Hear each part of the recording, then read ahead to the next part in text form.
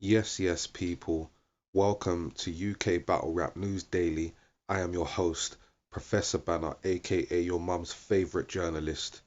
This is a brand new channel, a brand new platform, and a brand new show where we're bringing you UK Battle Rap News on a daily.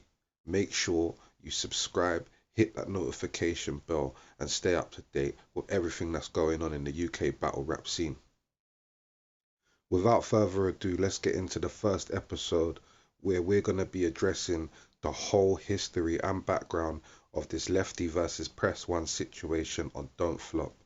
Now, for those who don't know, Lefty and Press One are both regular Don't Flop battle rappers who've appeared on the channel numerous times.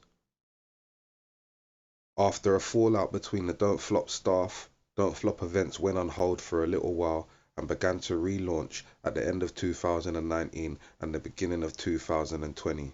One of the flagship events for this relaunch was Don't Flop's event One of a Kind that was in Bristol on the 29th of February 2020. This event was billed with two headlines, two title matches. The first being Unanimous versus Crafty, and they were battling for the vacant Don't Flop title, and the second being the On Beat title, which was currently held by Press One. Press One was defending it against Lefty, and it was his first defense since the relaunch of Don't Flop.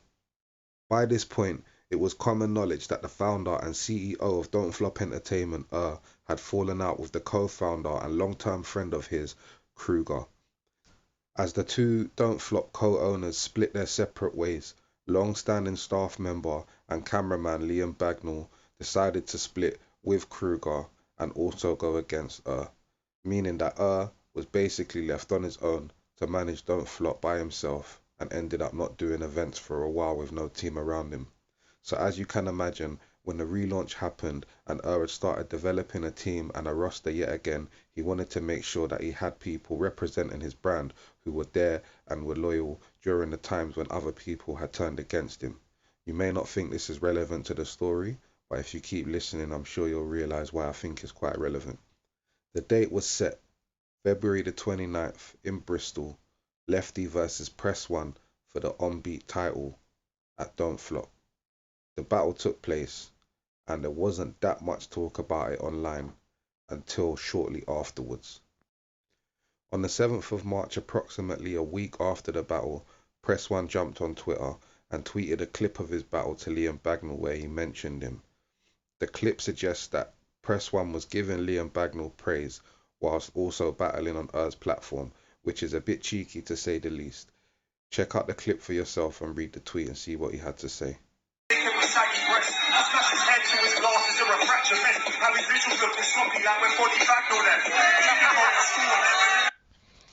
Now, as you can see from the clip, Press One was definitely being cheeky and sending shots at Don't Flop, basically bigging up Liam Bagnall and saying that the video quality was much better when Liam Bagnall was in charge of it.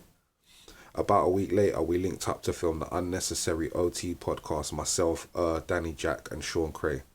Suggested that we watch the two title matches before the podcast so we could review them and discuss the battles properly on the podcast. Also mentioned the Press One tweet and expressed his dissatisfaction in Press One's attitude and behaviour towards the platform that had given him a title. However, this was only briefly and off camera. It didn't seem like a massive thing, but those of you who know temperament, you know that things like this can easily put a bee in his bonnet and create something a bit bigger. Whilst watching the title match, went on to say that Lefty was upset that apparently Press One had rapped for a lot longer than Lefty had. So that was something that we was watching to see how relevant that really was. It turned out that it was quite relevant, and Press One had agreed to battle and rap 24 bars for each round. Now in the first round, the count went over only by a few bars. The second round, a few more. But by the third round, Press One had rapped over 40 bars to Lefty's 24. Now as a title match, a judged title match, with such an accolade on the line, things like that should be quite important. So, we was meant to discuss it on the podcast, but due to the COVID-19 epidemic, we ended up discussing a lot of other things. I got home and made a post about it in the Don't Flop Facebook group. A lot of traction came onto that post shortly after, and Press One jumped on the post, accusing me of pushing a narrative for Don't Flop that Lefty should have the title. This was not the case at all. I just literally wanted to express what we were just talking about before the podcast and see if other people had views on the time limit agreements and how they thought it had affected the battle overall. As I said, the post picked up a lot of steam and there was a lot of comments, a lot of people going against Press One, and Lefty jumping on the post, calling Press One a cheat and saying that he doesn't deserve the title. A back and forth ensued online between Lefty and Press One for a few days. This culminated in Press One tweeting saying that Lefty had got a campaign against him and had trolls that had been attacking Press One online. Press One was very unhappy with this. So how did Press One go about this? Well, what Press One decided to do was send out a tweet to I'm going to read you the tweet, and I'm also going to post a screenshot of the tweet for you to read. Right at Twitter, don't want to upload the battle and wants to push Lefty's narrative because I mentioned Bagnall in a bar. Cool. This could all be stopped if he uploaded the battle already. Now I've got actual pedos messaging me. Enough is enough. I'm uploading myself. Friday 6 p.m. Now, to give some clarity on that as well, a bunch of Lefties followers and fans have been giving Press One some stick on Twitter, etc. And Press One's engaged in a back and forth with one of these fans who turns out is allegedly going out with a 16-year-old girl, and the fan is allegedly 27 years old. And Press One is trying to push the narrative that this is Lefty's friend, and that Lefty's basically got this paedophile person to message Press One personally. It doesn't look like that's the case. It looks like it's just another fan and follower. He's technically not a paedophile. She's 16, but it's still very questionable. And I still don't agree with 27-year-olds going out with 16-year-olds. But that's another story for another day. So after sending that tweet, Press One also sent a link, a private link to the battle, which was unlisted on YouTube.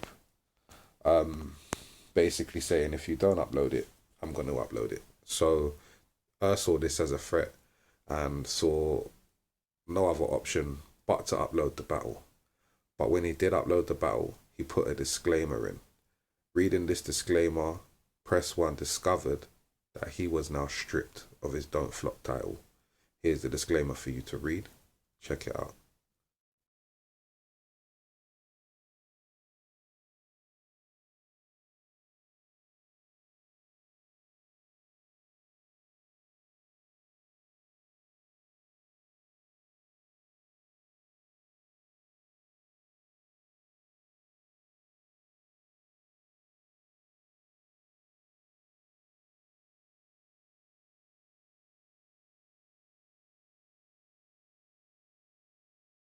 Now, since the battle was released, there's still been some online back and forths. Has been going a bit at Press One, and basically accused him of sucking his ex-cameraman's private parts on Twitter to get validation. And again, and I did say earlier when I brought that up that it was going to play a part. The loyalty, everything that has been through with Don't Flop over the last couple of years. I suppose he was looking for a little bit more loyalty from Press One. And that coupled with the fact that he cheated on the title match, I think it gave her enough of a reason in himself to now strip Press One of the title. That means that the title is currently vacant. Lefty and Press One are still going back and forth, and Lefty's also released a diss track to Press One and said that he won't get off of his neck because Press One even mentioned Lefty's kids on Twitter after the battle, which he did so in an interview/podcast where he mentioned the fact that Lefty's a dad but takes lots of drugs, etc., and doesn't see him as a good dad and used it as an angle. Again, battle's a battle. Gotta be careful what you say in interviews on Twitter about people that you allegedly had respect for. I hope I've covered enough of this, and I hope that people have been interested in hearing how this whole thing has escalated. If it continues and it does heat up a little bit more, I will come back and cover it in a future episode.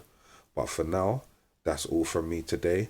Make sure you leave a comment telling me what stories you want me to cover, whether it's current or in the past, anything that you think has gone on behind the scenes and you don't really understand why or how it's happened, please let us help you.